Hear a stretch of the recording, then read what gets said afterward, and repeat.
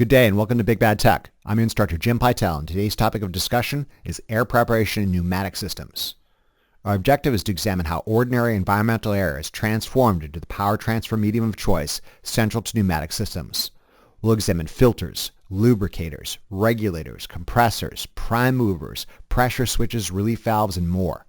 Additionally, we'll examine how pneumatic systems regulate pressure inside the receiver and the circuit itself. This lecture operates under the presumption the viewers watch the complete hydraulics playlist and the Introduction to Pneumatics lectures, all available at the Big Bad Tech channel. If you haven't watched these lectures yet or only dimly recall their contents, please take the time to do so now. Again, the pneumatics playlist is a bonus round extension of the existing hydraulics playlist and presumes you have a familiarity with hydraulic components, schematics, and theory of operation. Before we begin, I need to say this is actually one of the most difficult lectures I've ever scripted. And believe me, I've scripted quite a lot of lectures, not because the subject matter by itself was difficult, it's actually quite easy, but rather because air quite literally touches every aspect of pneumatic systems. For this reason, it was hard to know where to start, and even more difficult, when to stop.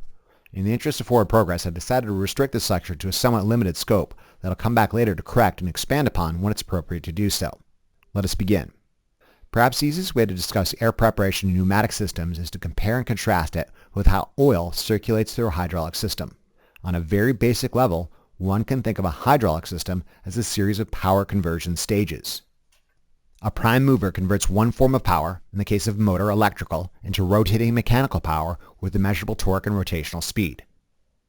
The incoming rotating mechanical power from the prime mover is converted by a pump into hydraulic power with a measurable pressure and flow rate. Lastly, valves and accessory components route pressurized flow to actuators, which convert hydraulic power to mechanical power. In the case of hydraulic cylinder, a certain linear force at a measurable speed. Additionally, one might encounter rotating hydraulic actuators like hydraulic motors, the dirty, nasty, oily, greasy beasts they are.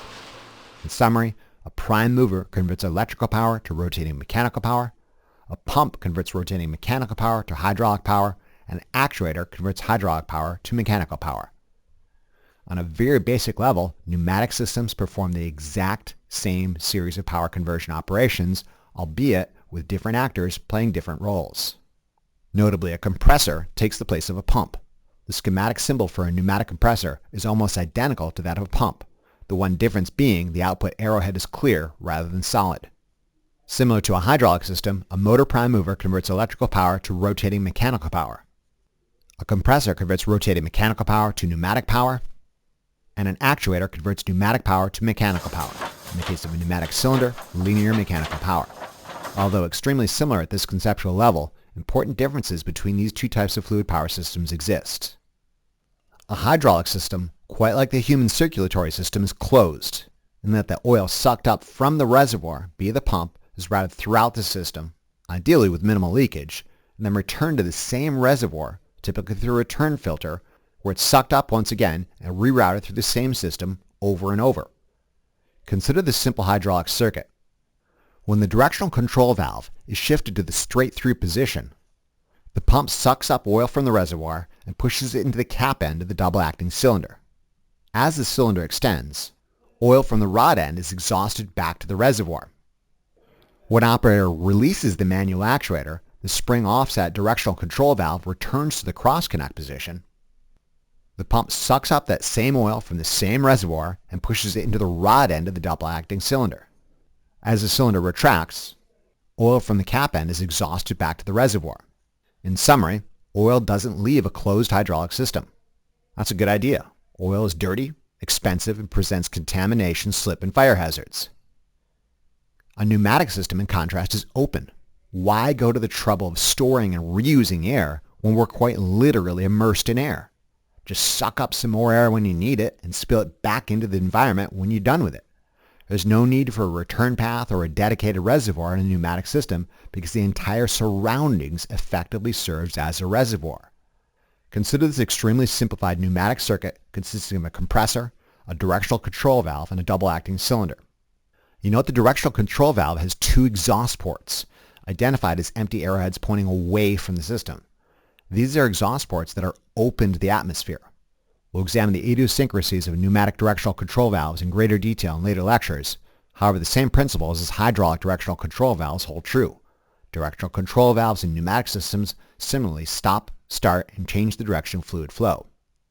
When an operator shifts the directional control valve into the position on the right, the compressor sucks up air from the external environment and pushes it into the cap end of the double-acting cylinder. As the cylinder extends, air from the rod end is exhausted back to the environment. When an operator releases the manual actuator, the spring offset directional control valve returns to the position on the left. The compressor sucks up more air from the external environment and pushes it into the rod end of the double-acting cylinder. As the cylinder retracts, air in the cap end is exhausted back to the environment. In summary, air enters and exits an open pneumatic system. It makes sense. Air is cheap, clean, and doesn't present contamination, slip, or fire hazards. Lastly, there's an important difference how pressure is managed in these two different types of fluid power systems. Again, consider the simple hydraulic system consisting of a reservoir, a motor-driven pump, a pressure relief valve, a directional control valve, and a double-acting cylinder. You'll note the pressure relief valve is normally closed. When the motor turns the pump pulls oil from the reservoir and circulates it throughout the system. As long as the pressure is below the cracking pressure of the pressure relief valve remains closed and oil flows through the hydraulic circuit. If, however, the cylinder reaches the limits of extension or retraction, the normally closed pressure relief valve opens and spills oil back into the reservoir, thereby limiting system maximum pressure. Lacking a pressure relief valve, system pressure could rise to potentially catastrophic levels. In summary, hydraulic systems largely limit maximum pressure using a single component, the pressure relief valve. In order to prevent damage or catastrophic failure, pneumatic systems must also limit system maximum pressure. However, they do so in a radically different manner using numerous complementary components, each with their own method of operation and area of responsibility. Allow me to demonstrate. As I alluded to earlier, I struggled scripting this lecture because air preparation touches so many aspects of pneumatic systems that it would be very easy to overwhelm a viewer new to the topic with some massive schematic with tons of new components right up front. After more false starts and rewrites than I'd like to admit, I decided to start small, illustrating only the most essential components in their simplest form, and add complexity and variation as we move along. This being said, by the time I wrap this lecture up, we will be looking at a pretty involved diagram. So if you're not warmed up already for the heavy lifting that's about to come, you might want to knock out a couple jumping jacks and groin stretches before we get to work. I think the simplest way to begin is to restrict our initial analysis to the 5 most essential elements, being the mechanically coupled motor and compressor, the receiver or tank, the pressure switch, and finally, the regulator. As we discussed earlier, the motor prime mover drives a compressor via coupling, illustrated schematically as a dashed line, which allows the motor and compressor to be taken apart for repair and service, as well as compensate for misalignment. The compressor converts the mechanical power of the motor to pneumatic power in the form of pressurized air with a given flow rate. Rather than routing air directly into the pneumatic circuit, as in our previous simplified diagrams, the compressor instead routes compressed air into a receiver, or a tank, a sealed metal housing schematically represented as an oval. A pressure switch on the receiver senses pressure inside the receiver. Lastly, a regulator selectively opens and closes the passage from the receiver to the pneumatic circuit. We'll return to describe in detail the operation of the pressure switch and regulator after we've taken some time to identify these 5 main components on a small rollabout compressor you might find at a construction site or a light-duty pneumatic system. The receiver is the horizontal tank. A reciprocating piston compressor is mounted on top of the motor prime mover. The pressure switch sensing pressure in the receiver is this plastic box. Lastly, the regulator is this adjustable valve. You note this compressor has 2 pressure gauges, one in close proximity to the pressure switch sensing pressure in the receiver, and another in close proximity to the regulator sensing pressure in the pneumatic circuit. Let's include these 2 pressure gauges in the diagram. Again, this one in the receiver senses pressure in the receiver, whereas the one next to the regulator senses pressure in the pneumatic circuit. Alright, now let's take a look at the pressure switch in a little bit more detail. On a very basic level, the pressure switch serves as the primary feedback to the motor about the status of pressure in the receiver. Based on this feedback, the pressure switch selectively starts and stops the motor. I'm illustrating this feedback as a simple arrow. However, it's a little more complicated than that. For those interested in ladder logic used to stop, start, and protect motors, I'd recommend checking out the Motor Control playlist, available at the Big Bad Tech channel. Today's lecture will primarily focus on the pneumatic aspects of the system, but we'll hint at these closely associated topics. The pressure switch is an electromechanical device, meaning it has both pneumatic and electrical schematic symbols, and will appear in both the pneumatic schematic and the ladder logic diagram controlling the motor. The pneumatic schematic symbol shows the passage used to measure pressure and a pair of normally closed and normally open contacts, as well as a slanting arrow indicating it's adjustable. If the pressure switch appears in a ladder logic diagram, the electrical schematic symbol is a switch with a semicircle hanging off the bottom. Here's an example of a mechanically interlocked pair of normally closed and normally open pressure switches with a common terminal. As hinted in the schematic symbol, the pressure switch consists of a flexible disc used to sense and measure pressure changes. As pressure builds, the disc is distended and closes or opens the associated electrical contacts based on the set and the reset values, where the differential between the set and reset is called span, among other titles. When pressure rises above the set value, the electrical contacts change states, i.e. the normally closed side opens and the normally open side closes. If, however, pressure falls below the reset value, the electrical contacts return to the original states, i.e. the normally closed side recloses and the normally open side reopens. Importantly, the motor starts and stops based on the state of the pressure switch electrical contacts. Below the set value, the motor prime mover drives the compressor to fill the receiver. If pressure in the receiver rises above the set value, the pressure switch turns the motor off. If pressure in the receiver falls below the reset value, the pressure switch restarts the motor and drives the compressor to refill the receiver back up to the set value. In this fashion, pressure in the receiver ideally should bounce back and forth between the set and reset values, i.e. it stays inside the span. Span is desirable because it prevents switch chatter at pressures around the operating point. Additionally, span prevents excessive and frequent starts and stops of the motor prime mover. Pending construction of the pressure switch in question, sometimes both the set and the span values are adjustable. This start-stop style of compressor control is the simplest and most popular, but by no means the only method of control. We'll examine compressors and compressor control in greater detail in later lectures. In summary, the pressure switch monitors pressure in the receiver, and it starts and stops the motor based on this information. In an ideal circumstance, pressure in the receiver would stay inside a predictable span. Let's now take a look at the regulator. To use the single term regulator actually does a disservice to this vital pneumatic component's dual roles. It might be more appropriate to call this a relieving or a venting regulator. Let's deal with the regulator function first.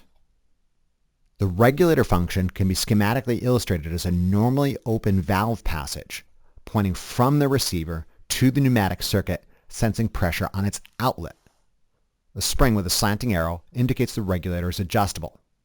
Oftentimes a regulator also features a locking sleeve or a push-down pull-up locking knob that allows a technician to adjust the desired pressure value and lock it in place in the vain attempt an operator doesn't take it upon themselves to screw it up. A regulator's mission is to maintain the pressure of the pneumatic circuit inside a specific level by opening and closing the passage from the receiver to the circuit. If pressure in the circuit is below the set value of the normally open regulator, the regulator remains open and pressurized air from the receiver flows into the pneumatic circuit. If, however, pressure in the pneumatic circuit rises to the set value of the normally open regulator, the regulator closes, thereby limiting and maintaining a relatively constant pressure in the pneumatic circuit. If pressure in the pneumatic circuit falls below the reset value of the regulator reopens and allows pressurized air from the receiver to enter the pneumatic circuit. In this fashion, the regulator maintains pressure in the pneumatic circuit inside a given range. If you think about it, the regulator is acting similarly to the pressure switch.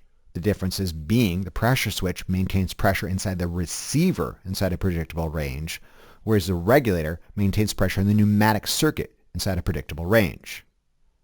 Besides area of responsibility, another fundamental difference should be emphasized. The pressure switch is an electromechanical device that starts and stops a motor, whereas the regulator is a purely mechanical valve that opens or closes a passage from the receiver to the system.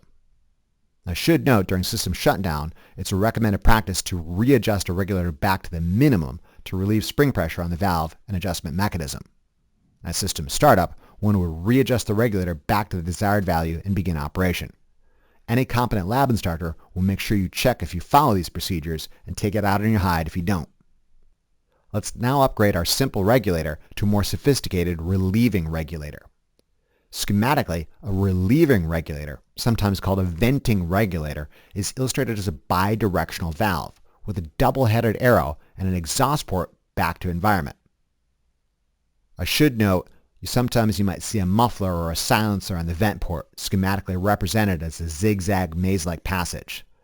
The muffler reduces the sound of the exhausted air. As previously, the arrow pointing left to right is the regulator function and operates as previously illustrated. If pressure on the output is below the set value, the normally open regulator remains open, permitting passage from the receiver into the circuit. If, however, pressure on the output rises above the set value, the normally open regulator closes, blocking passage from the receiver to the circuit. The arrow pointing right to left, in contrast, is the relieving function. In the event of some back pressure or pressure intensification event above the set value happens inside the pneumatic circuit, this passage open and vents excess pressure back to the environment. Once the pressure in the circuit subsides, the relieving passage recloses and the regulator continues to function as previously.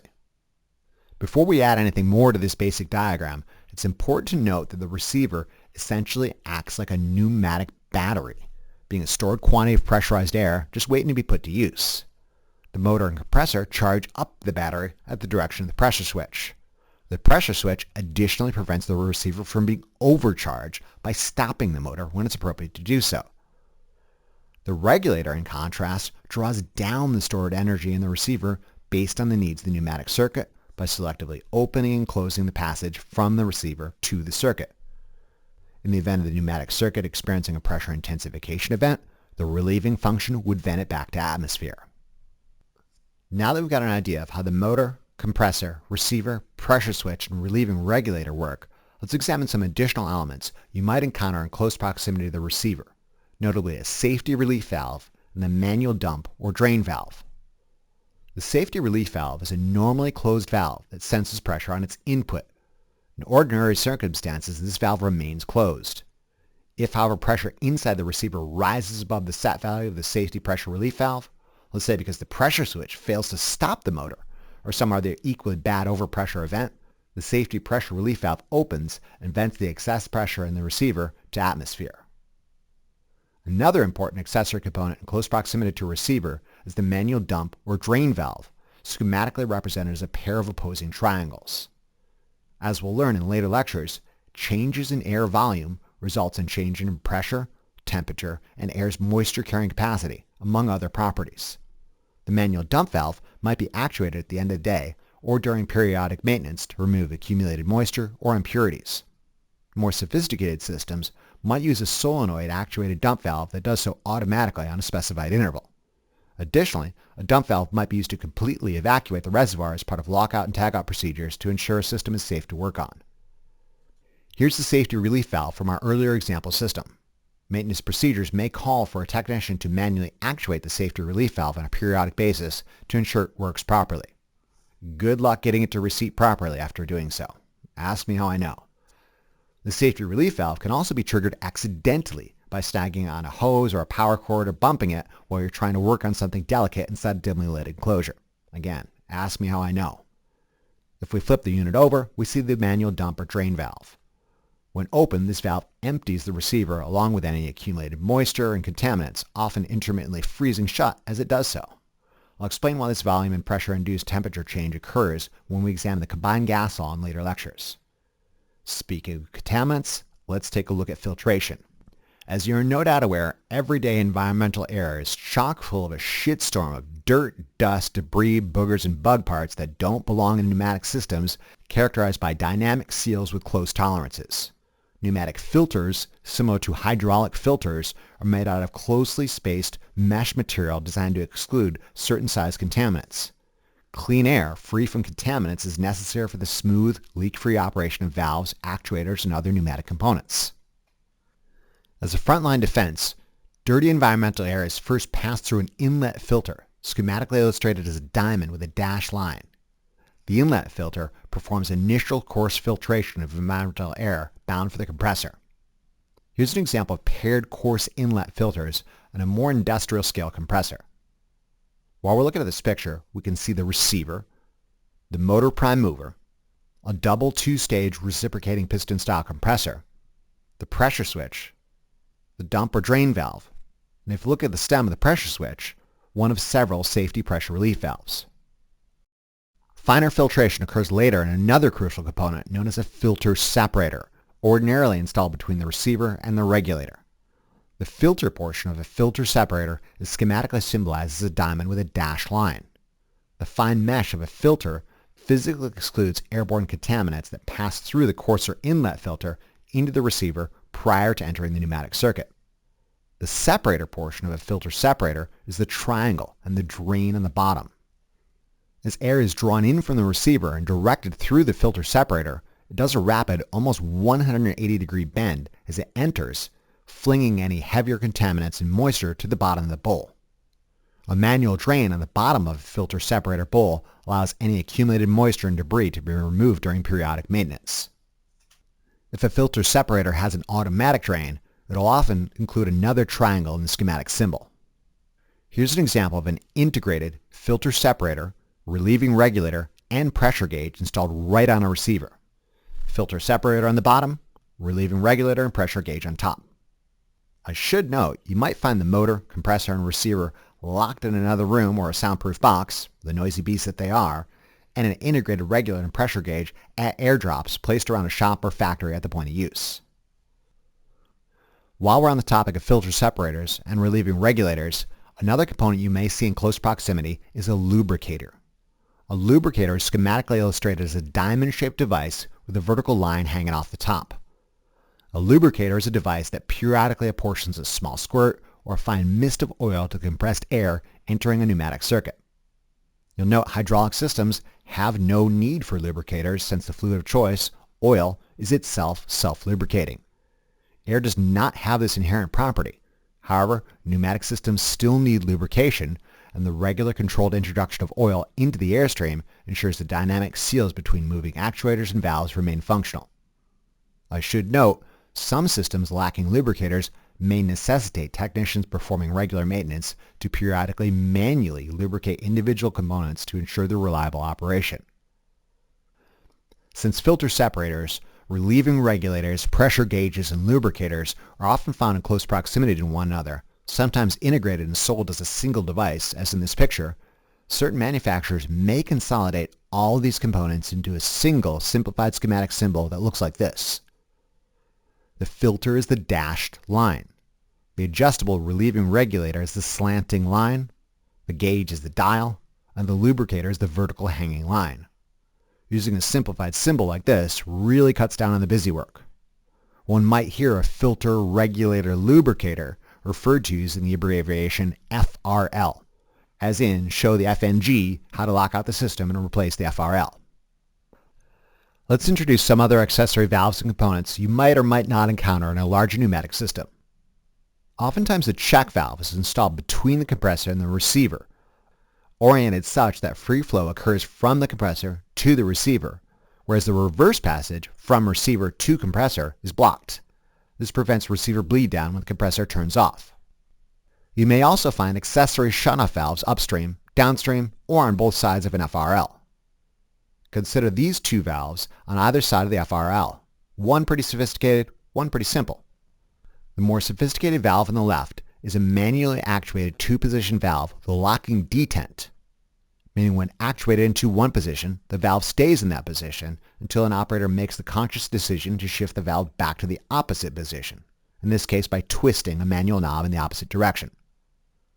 The bottom position of the valve vents the FRL and everything downstream to the atmosphere through an exhaust port, which again may or may not feature a muffler or a silencer illustrated on the schematic. In contrast, the top position allows passage from the receiver to the FRL and the pneumatic circuit downstream. The second valve on the right side of the FRL is a simple manual shutoff with no venting mechanism. Depending upon your country of origin, you might see a manufacturer illustrate a manual shutoff valve as the opposing triangles, or as one would a two-position valve, also with a locking detent. In the bottom position, it blocks flow from the FRL to the pneumatic circuit, whereas in the top position, it allows free flow from the FRL to the pneumatic circuit. Additionally, you might see a push-to-fit quick disconnect fitting illustrated at the output of a compressor circuit. When a matching fitting is inserted into the quick disconnect, it pushes the poppet off the seat and allows flow from the FRL to the circuit. Additionally, rather than a single quick disconnect fitting, you might encounter a manifold with several quick disconnects, illustrated as a collection of push-to-fit check valves. Lastly, you may see other air preparation elements, like aftercoolers and dryers. As we'll learn in later lectures in the combined gas law, the active compression increases the pressure and decreases the volume of the incoming air. As a result, the temperature increases, as does the moisture carrying capacity of the compressed air. To counter these effects, you may see accessory components like aftercoolers and dryers, should the larger system warrant their inclusion. An aftercooler is a heat exchanger, schematically illustrated as a diamond with arrows pointing away from the air passing through the center, indicating heat is being pulled out. You recall, this is essentially the opposite of a heater, commonly found in hydraulic systems intended for cold weather operations. Heaters are schematically illustrated as diamonds with arrows pointing into the oil passing through the center, indicating heat is being added to it. Aftercoolers found in pneumatic systems, in contrast, remove heat, thus the arrows point away. If an aftercooler features an air or liquid heat transfer fluid, or HTF, the HTF should travel counter to the airflow. This counterflow arrangement ensures that a continual temperature gradient occurs the length of the aftercooler tube and shell heat exchanger, where the air to be cooled travels in the center, and the HTF is jacketed around the outside, flowing the other way. The cooled air leaving the aftercooler heat exchanger is still warmer than the fresh HTF entering. Similarly, the warmed HTF leaving the aftercooler heat exchanger is still cooler than the hot air entering. Thus, heat is continually extracted the length of the heat exchanger. Here's an example of a simpler radiator-style aftercooler mounted on the back of the small-scale industrial compressor we looked at earlier. Despite the title, the purpose of an aftercooler is not necessarily to cool the air, but rather condense water out of it, as cooler air doesn't hold as much water. Again, we'll examine these properties in further detail in later lectures in the combined gas law. Speaking of removing water, one may also encounter a dryer, of which there are two main types, absorption or desiccant, and refrigerant or chiller type dryers, both of which are schematically illustrated as a diamond with two parallel lines. An absorption type dryer passes air through a bed of chemical gel, similar to the desiccant packages you find in boxes that say "do not eat." Absorption style dryers necessitate regular inspection and replacement or rotation of the desiccant material, whereas a refrigerant or chiller style dryer ironically operate kind of like an aftercooler, only uses a somewhat more complicated refrigeration cycle to chill and thus dry the air. Alright, since I threw a lot of components at you in a short amount of time, let's do a quick knowledge check of the previous material. Pause the lecture and see if you can identify the following components on this schematic, as well as describe their general function and area of responsibility. Aftercooler, check valve, compressor, dryer, dump or drain valve, filter separator, inlet filter, lubricator, motor prime mover, safety pressure relief valve, pressure gauge, of which there are two, pressure switch, receiver or tank, the relieving or venting regulator, and the shutoff valves, of which again there are two. Additionally, see if you can draw the simplified symbol of a consolidated FRL, filter, regulator, lubricator. By all means, pause the lecture and try this yourself. If you're tracking, you should have observed the following. If we travel upstream to downstream, we start with the inlet filter, which performs initial coarse filtration of environmental air coming into the presser. It's a much coarser filter than the FRL further downstream and serves as a frontline defense to exclude the really big junk floating around the environment. Next, we encounter the motor prime mover that converts electrical power to mechanical power used to drive the compressor. The motor starts and stops at the direction of the pressure switch. The compressor converts the mechanical power of the motor to pneumatic power in the form of pressurized air with a given flow rate. Along the way, we encounter an aftercooler and a dryer with the intention of drying the compressed air prior to being stored into the receiver. Pressurized air is forced through a check valve, which operates as a one-way device permitting forward passage from the compressor to the receiver, but blocking reverse passage from the receiver to the compressor. The check valve prevents receiver bleed down when the compressor turns off. The compressed air is emptied into a sealed metal housing called the receiver, or tank. The pressure in the receiver is controlled by the pressure switch. This is an electromechanical device that starts and stops the motor-driven compressor based off the receiver pressure. If pressure in the receiver is below the set value, the pressure switch starts the motor. If pressure in the receiver rises above the set value, the pressure switch stops the motor. If pressure in the receiver falls below the reset value, the pressure switch again starts the motor. In this start-stop style of control, pressure in the receiver stays inside a predictable span. In the event the pressure switch fails to stop the motor, or some other equally bad high pressure event, the safety pressure relief valve would open and vent the tank to atmosphere. Moving further down the line, we encounter a manual dump or drain valve that can be used to vent the reservoir. One might open the dump valve at the end of the day to remove any accumulated moisture, or as part of lockout-tagout procedures to discharge stored hazardous energy in the receiver. Lastly, the receiver itself features a pressure gauge. Given proper operation of this system, we might expect this pressure gauge to oscillate between the set and reset values of the pressure switch. Additionally, this pressure switch lets a technician know if there's any stored hazardous energy in the receiver. Next up, we got the first of two shut-off valves. In the bottom position, the valve on the left blocks the passage from the reservoir to the FRL and vents the FRL and everything upstream to atmosphere. Whereas in the top position, it allows passage from the receiver to the FRL. Immediately downstream, we've got the filter separator, which serves to remove unwanted contaminants and moisture that passes through the inlet filter. The drain at the bottom is used to remove any accumulated moisture. Next, there's a relieving or venting regulator. The regulator function is the left to right pointing arrow. Below the set value, the regulator allows passage from the reservoir to the pneumatic circuit. Above the set value, the regulator closes and blocks passage from the reservoir to the pneumatic circuit. The relieving function, in contrast, is the right to left pointing arrow. If some back pressure in the pneumatic circuit rises above the set value, the relieving function vents this pressure spike back to atmosphere, typically through a muffler, which may or may not be illustrated in the schematic diagram. Between the relieving regulator and the lubricator, we've got another pressure gauge measuring pressure in the pneumatic circuit. Given proper operation of this system, we might expect this pressure gauge to oscillate between the set and reset values of the relieving regulator.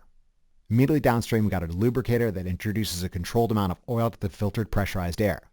This oil serves to lubricate valves, actuators, and accessory components in the pneumatic circuit.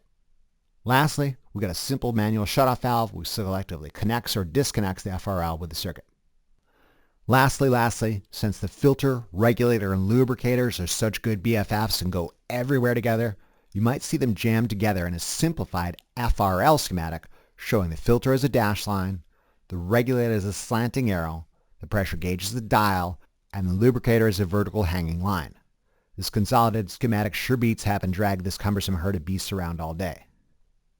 Speaking of consolidation, since compressor circuits can get a little busy, you might see some manufacturers wishing to concentrate on the business end of the pneumatic circuit, like the valves, actuators, and accessory components that actually do the work, illustrate the entire air source and preparation elements as a simple empty triangle pointing into the circuit of interest. Using this shorthand, the business end isn't unnecessarily cluttered. The full compressor circuit might be schematically illustrated in more detail on an accessory page. This being said, while we've got this complete compressor circuit diagram right in front of us, let's discuss a couple of basic troubleshooting scenarios before we call it a day. Think about the consequences of a tiny leak in the reservoir, a dump valve mistakenly left open, or a safety pressure relief valve that after experiencing an excess pressure event and venting it to atmosphere, fails to reseat itself properly. Given the receiver is a source of pneumatic energy with leaks in it, most likely the compressor will experience excess runtime because a leak would continually bleed off pressure inside the receiver. As such, pressure in the receiver only briefly or may never rise to the pressure switch's set point, and the motor remains energized and the compressor keeps running and running, all the while the tank keeps leaking and leaking. Excess runtime per compressor might be caused by a leak in one or more of these components or a circuit.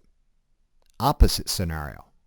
What happens if the pressure switch fails to open at the set value or is improperly wired to the motor control circuit such that it never turns the motor off. In this case, the compressor would keep running and running and running. Luckily, we have a safety pressure relief valve. Experiencing pressure above and beyond the set value of the pressure switch and approaching design limits of the receiver, the safety pressure relief valve vents to atmosphere, often with a startling burst of noise. Additionally, consider simple operator error. What if the shutoff valve on the left of the FRL was mistakenly placed in the bottom position during normal operation? Would actuators in the circuit work as intended? Absolutely not. Placing this valve in the bottom position prevents passage from left to right and vents everything upstream to atmosphere. Both valves must allow passage from the receiver to the FRL and from the FRL to the circuit for the circuit to run. Lastly, consider erroneous system setup. Let's say a pneumatic circuit necessitates 100 psi at minimum to function properly, and a regulator is moved into a position that ordinarily allows 100 psi. However, unbeknownst to the day shift, the night shift operator in the midst of a goofball binge dropped the pressure switch's set point to half that at 50 psi, or worse yet, turned the motor-driven compressor off. What happens? I'll tell you what happens. Most likely the circuit will work as intended for a couple strokes as the reservoir's stored pneumatic energy is bled down and down. However, it's not going to recharge as intended since the pressure switch's set value has been erroneously adjusted too low. Over time, valves and actuators in this circuit will experience less and less pressure and resultant force as the pneumatic energy stored in the receiver eventually exhausts itself, with the period of time being dependent upon the size of the reservoir and the quantity of stored pneumatic energy in it. The point being, a regulator only regulates downwards. The pressure switch's set point is ordinarily higher than the regulator's, such that the regulator allows for brief sips of the greater stored energy in the receiver, thereby keeping pressure inside the pneumatic circuit inside a given range. This is why there are often two pressure gauges within a compressor circuit as illustrated in this diagram, one in the receiver and one in the FRL. Additionally, these pressure gauges serve to tell a technician if there's any dangerous pressure stored in the system during shutdown or lockout procedures. One may also include additional pressure gauges further downstream in the circuit, measuring pressure at the point of use. We'll examine the business end of pneumatic circuits in later lectures. Lastly, it needs to be said that not all compressor circuits contain all the bells and whistles as indicated in this diagram. Some compressor circuits can be quite simple and others astoundingly complex. Case in point, consider this quadruplex compressor circuit in a soundproof enclosure consisting of not one, but rather 4 separate scroll-style compressors hooked in parallel, driven not by a constant speed motor, but by 4 variable frequency motor drives.